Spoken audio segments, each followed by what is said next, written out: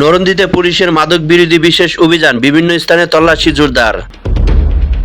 জামালপুর সদর উপজেলার নরন্দি ইউনিয়নে মাদক নির্মূলে বিশেষ অভিযান পরিচালনা করেছে নরন্দি তদন্ত কেন্দ্রের পুলিশ।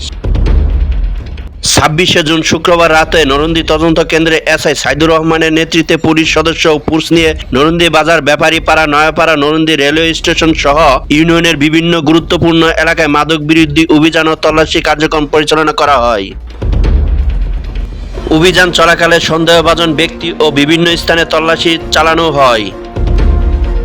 জনসাধারণের নিরাপত্তা নিশ্চিত করা এবং মাদক ব্যবসা ও সেবন প্রতিরোধে পুলিশের এ ধরনের অভিযান নিয়মিতভাবে অব্যাহত থাকবে বলে জানিয়েছে পুলিশ কর্মকর্তা।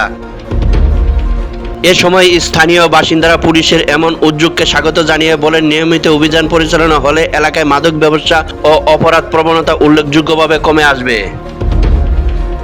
পুলিশ জানায়, মাদকের বিরুদ্ধে জিরো টলারেন্স নীতির অংশ হিসেবে নরন্দি ইউনিয়নের বিভিন্ন এলাকায় গোয়েন্দা নজরদারি ও বিশেষ অভিযান চলমান রয়েছে। মাদক সংক্রান্ত যে কোনো তথ্য নিকটস্থ পুলিশকে জানিয়ে আইন শৃঙ্খলা রক্ষায় সহযোগিতা করার জন্য এলাকাবাসীর প্রতি আহ্বান জানানো হয়েছে।